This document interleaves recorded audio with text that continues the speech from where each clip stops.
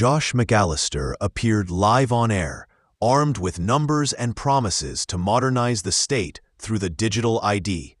But the studio was anything but calm. The hosts pounced on him with awkward questions about plunging poll numbers, Labour Party divisions, and conflicting messages. McAllister smiled, dodged, and tried to sell optimism like a magic wand, while the studio audience stared in disbelief.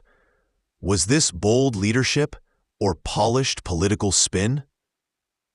With every answer, the viewers' astonishment grew, leaving a gaping question: what's the full story, and why has the digital ID become the hottest spark in British politics today? Did you know over 95% of our viewers aren't subscribed? Subscribing is free and helps us create more great content. Hit subscribe now and join our community. Each other. That's really wasteful. People are massively frustrated with that. And in countries like Australia, Estonia, Sweden, Denmark, they've introduced digital ID. It modernises the state. It makes it much slicker, quicker, cheaper, faster, all those things. And it has the added benefit of closing loopholes for people that are committing crimes or working here illegally. And I'm really looking forward to hearing from Reform about their plan to modernise the state now that they've been very clear that they oppose digital ID. I can't wait to hear what their answer is. Yeah, but this is where I get a little bit confused in that we were sold this idea as it's all about illegal immigration and it's going to clamp down on illegal immigration. Well, that's been pretty much dismissed in the past 24 hours as it's unlikely to make much of a difference as a deterrent whatsoever. And this morning you're selling it as, well, it's about integrating government services, which is not what we were told it was for.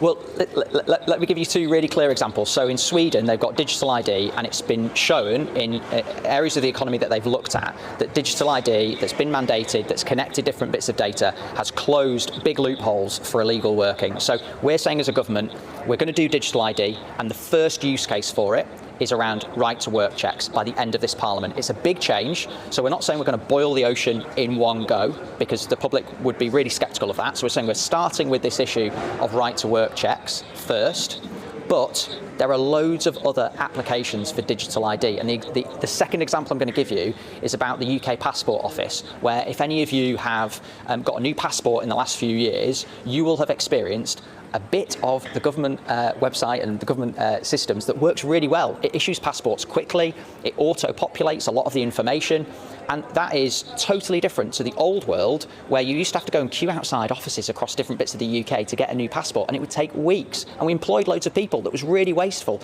So that is one example that kind of proves how dysfunctional other bits of the state are. We don't want that to be an exception that proves the rule. We want that to be the new standard for how the state works, and digital ID is absolutely crucial to be able to make those changes to modernise the state. If you don't support it, go and look at countries like Australia, Estonia, Denmark, Sweden, India even, where they've got digital ID and it's making things cheaper, faster, better, and it cracks down on criminal activity. This is a big change for the country. We're going to manage it really well. It's going to take a few years to get the first bit right, and our political opponents can choose to snipe at it, but ultimately the question will come to them. Why are they in favour of keeping a weak system of checks? The people who are sniping aren't just your political opponents, they're in your own party. Already we've got two mayors, Labour mayors, who clearly want to take Keir Starmer's job off him. Now, if things were as rosy as you're trying to say, that wouldn't be happening. We've got a Prime Minister who's been in office 14 months and it has lost such faith there are people who we know who are doing interviews in the newspapers about what great candidates they would be for his job. Yeah, well, it's a reflection of the vibrant talent in the Labour Party that we've got loads of people who would make great leaders. And look, the other thing I'd say to you spend a lot of time with politicians. You'll know a lot of them who are very keen to be in positions where they can make the biggest difference possible. And that's the most favourable take that I've got on it. I know Andy Burnham myself. I've worked with him on youth justice issues in Greater Manchester. He's doing a really good job there.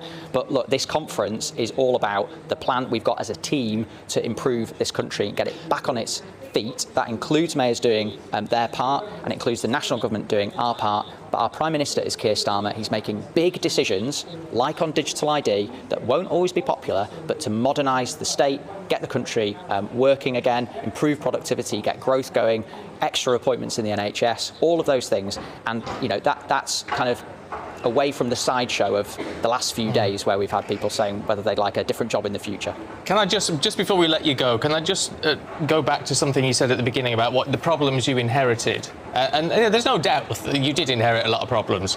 And one of them was the economy. And one of the big pushes we were told, you're going to fix the economy. You were basing everything on this, this growth, this incredible growth you were going to achieve. Brilliant. Except from the first budget onwards, all that has been achieved by the Chancellor is actually a whole load of policies which is reducing growth. We're seeing growth falling in this country. We're seeing policies that are making small businesses say, I don't know how we can continue. We certainly can't employ any more people. And now we've got a budget coming up where if we don't see significant tax increases and spending cuts, I'll eat my hat. So how are you fixing that? The problem has got worse under Labour. So look, the best analogy I've got for this is that what we've done with the economy since the election is we have sowed some important seeds that are germinating, that are starting to take root, that solve long-term problems for the UK economy. One of them being productivity. Low productivity growth in the UK compared to almost all of our competitor economies, and a big driver of that is a lack of investment. Now, that's private and public investment. Private investment because investors haven't been confident in the UK before. That's changing now. And public investment because we haven't been prepared to fix long-term parts of our buildings, our estates, our energy system. We're now getting on with building Sizewell C. That's a big call in my area. We're taking rack out of schools that had crumbling roofs.